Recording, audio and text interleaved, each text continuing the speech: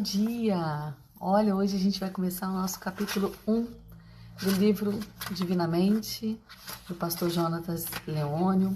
O capítulo 1 fala, vamos lá? Como a mente humana adoeceu. Vamos imaginar um cenário juntos? Imagina agora que você é um médico olhando para a humanidade que é sua paciente. Vamos tentar fazer um diagnóstico e propor um tratamento? Um tratamento de fato, um tratamento eficaz? Bom, Deus formou com as próprias mãos um homem perfeito, à sua imagem e à sua semelhança, saudável em um nível máximo.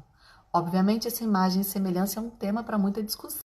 No entanto, uma coisa me parece clara: essa semelhança passava pela capacidade de pensar e sentir como Deus, de ter acesso aos atributos mentais divinos. Apenas o homem, dentre todos os seres da criação, recebeu dentro de si o Espírito e tornou-se uma alma vivente. Apenas para a humanidade foi delegada a autoridade de governar a criação pelo mandato de cultivar e guardar a terra. Porém, o ser humano perfeito que Deus formou com as próprias mãos agora conhece o pecado que conhecemos como queda. Tal queda deixa graves sequelas na paciente humanidade. E aquilo que Deus formou com perfeição, o pecado deformou, trazendo a destruição. Essa deformidade privou a humanidade de muitas funções e desconectou o homem de sua fonte, obstruindo a capacidade de pensar como Deus pensa e de sentir o que Deus sente. Como consequência dessa deformidade, o homem começou a pensar por sua própria cabeça e sentir por seu próprio coração. Então, essa deformação é fatal e se manifesta causando dor, doenças e desespero. O diagnóstico está fechado, mas, por intermédio de Cristo Jesus, o Pai promoveu a cura da humanidade. Se na criação Deus formou, na queda o pecado deformou, na boa notícia do Evangelho, Jesus transformou a nossa morte em vida e nos reconectou à nossa fonte.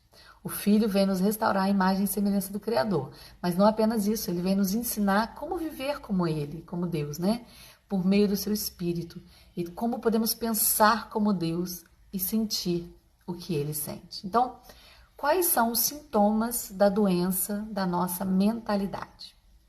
E aí, nesse momento, Jonatas Leônio cita Romanos e diz, portanto, irmãos, rogo-lhes pelas misericórdias de Deus que se ofereçam em sacrifício vivo, santo e agradável a Deus. Esse é o culto racional de vocês. Aí ele marca principalmente essa parte que diz: não se amoldem ao padrão deste mundo, mas transformem-se pela renovação da sua mente, para que sejam capazes de experimentar e comprovar a boa, perfeita e agradável vontade de Deus. Então, Romanos 12, 1, 2. Esse texto é chave para entendermos o processo de adoecimento da mentalidade humana e, consequentemente, a sua cura. A nossa mente, essa que temos desde sempre, não é o que foi feita para ser, mas uma versão distorcida, deformada, adoecida pela queda. A realidade é que já nascemos feridos, adoecidos. Então, por isso, desde sempre vivemos na tentativa de nos moldar a um padrão que parece não nos caber. Eu não sei se você já reparou, mas vivemos nos esmagando, nos machucando e nos perdendo nas faltas e nos excessos. Parece que, independentemente do contexto de nascimento e de trajetória, não conseguimos nos encaixar muito bem aqui nesse mundo. Passamos a vida toda nos sentindo inadequados, em busca do que parece nunca ser suficiente. Então, estamos sobrecarregados e pressionados por padrões mundanos que parecem desalinhados, deformados, injustos. Então, alguns sintomas dessa doença são angústia, medo, vazio, insegurança, preocupação excessiva, insatisfação, inveja, agressividade, orgulho, cansaço, fadiga, vícios, abusos, violência, traições, dentre tantos outros sentimentos e comportamentos característicos do nosso tempo. Então, vivemos em um mundo não apenas de pessoas adoecidas, mas também de uma mentalidade adoecida. Então, a primeira recomendação bíblica desse cenário patológico é a mesma de um médico responsável ao informar o seu paciente. Ok, aceite o seu diagnóstico. Aceite o seu diagnóstico. Aceite que você não será aceito plenamente nesse mundo de mentalidade adoecida. Conforme-se com o inconformismo do fato de que há um problema de formato nesse mundo e não tente se amoldar a ele. A mente humana está doente, não podemos nos conformar com ela. Tentar nos moldar a esse pensamento mundano será cruel. Porém, ao contrário do que me parecia ideal diante de um diagnóstico tão ruim, o tratamento de Deus, do Pai, mais uma vez nos surpreende. Seria muito fácil para um Deus onipotente tirar o que está ruim e substituir pelo que é bom. Uma espécie de transplante, talvez para mim fosse o ideal. O cirurgião faria uma extração do que está velho e disfuncional e em seguida descartaria e logo substituiria por algo novo e funcional. Entretanto, ao contrário da minha lógica, mesmo distante de tamanha disfuncionalidade, a proposta de Deus para nós não é o transplante, mas sim transformação. Você já se perguntou por quê?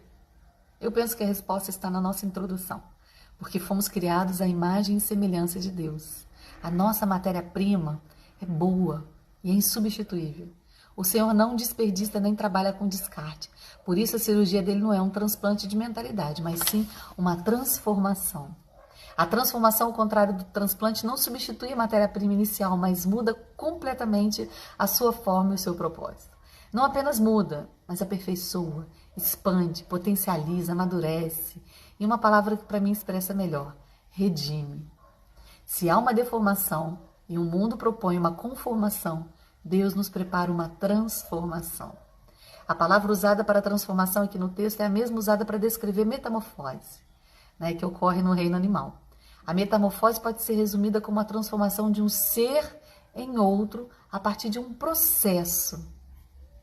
E um processo que faz uso da mesma matéria que esse ser já tem.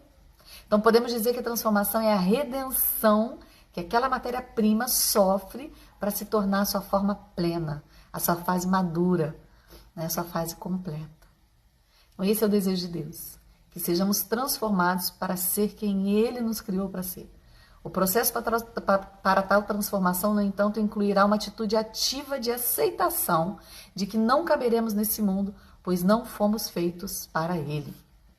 Fomos feitos em um molde chamado Cristo, a imagem de Deus. E só seremos saudáveis e cumpriremos o nosso propósito quando formos como Ele é.